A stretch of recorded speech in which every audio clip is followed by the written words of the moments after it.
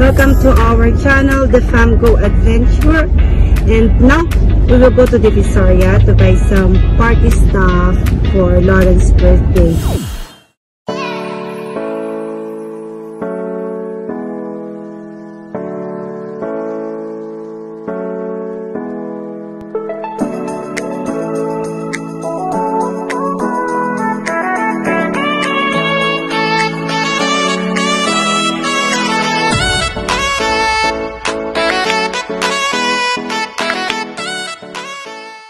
Samahan po ninyo kami as we see the reactions or the expressions ng mga tindera-tindera kung ang ibabayad natin sa kanila.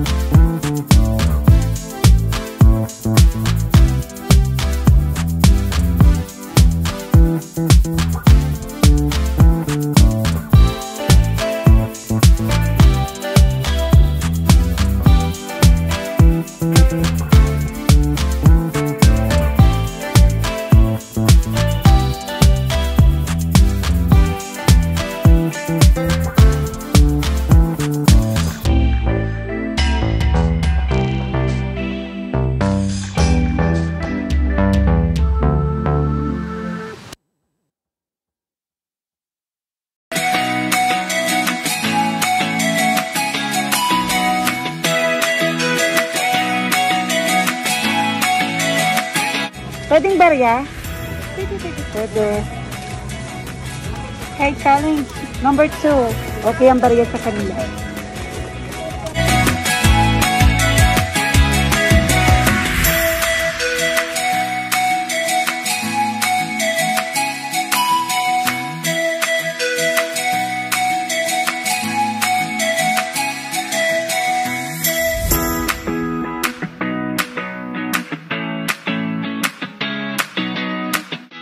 Thank you, ate. Thank you.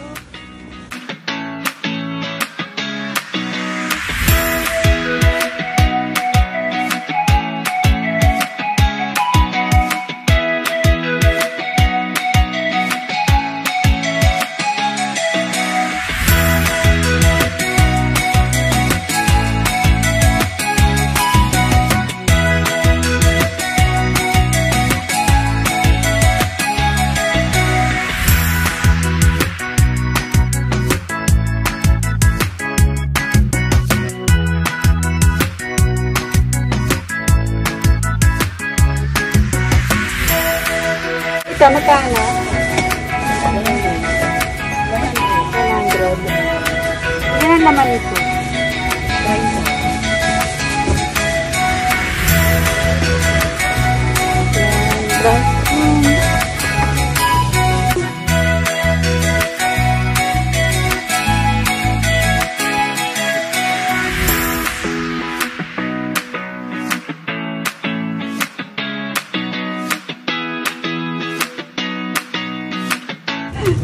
Hindi ka man akong discount. Tayo lang kung di naka-discount. 60 na lang. Ito. 100. 90. Hanggang 95 discount ka lang yun. Ito. 95. Hanggang last 5 lang tayo. Sige, pakitotan mo. Okay.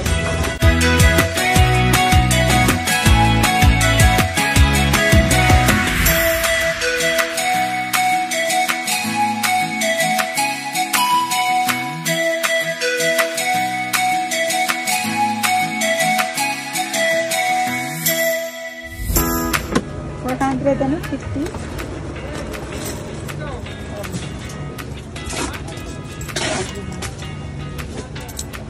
Nasira na.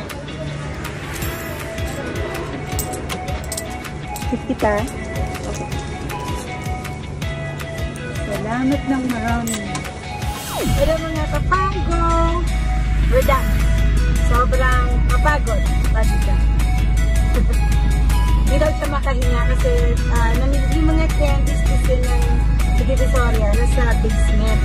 So, makikita nyo na parang makikita nyo sa video na ang sikit-sikit, diba? So, hindi siya makahinga sa baba. Kaya nag-wonder siya paano nag-survive yung mga negosyante doon sa ilalim.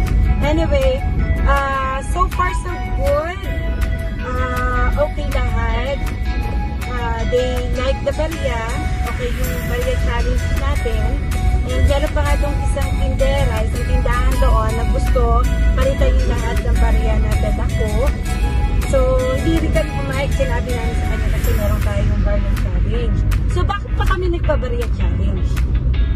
Kasi, yung past experiences namin, di ba sabi ko nga dun sa nakaraang vlog natin, yung bariyang ipon para sa birthday ni Bunso, magkano kaya, talagang taon-taon nag-iipon ako at binubuksan ko yun kapag magtapos ko na. Ngayon, ang experience namin dyan, medyo ayaw nila, hesitant silang kunin ng barya. Pag nagagalit sila, medyo ano yung daddy, mataas ang boses, maayaw sila. Ayaw nila ng barya before. So, we came out this sa content na to na why don't we try again to have barya challenge? No? Para baka mamaya may iba na rin yung takbuhan dahil sa pandemic, di na sila magpipinagte, natanggapin yung baryang ibabayad sa kanila. So, okay naman. So far, so good. We did it. And okay naman. Okay naman. Pamimili rin natin kanina. Sa totoo lang, konti lang yung pinamili namin. Nag-total lang ng 1,010. 1,010 pesos lang. So, mamaya, papakita ko sa inyo yung mga pinamili natin. So far, ako, masaya ako. Kasi talagang, lalo na ito, kasi siya yung kuripot. Ako talaga yung, pagdating kasi sa anak ko, gusto ko, kahit hindi ganun kabang baby, na i-prepare ko ng maayos. So, yun.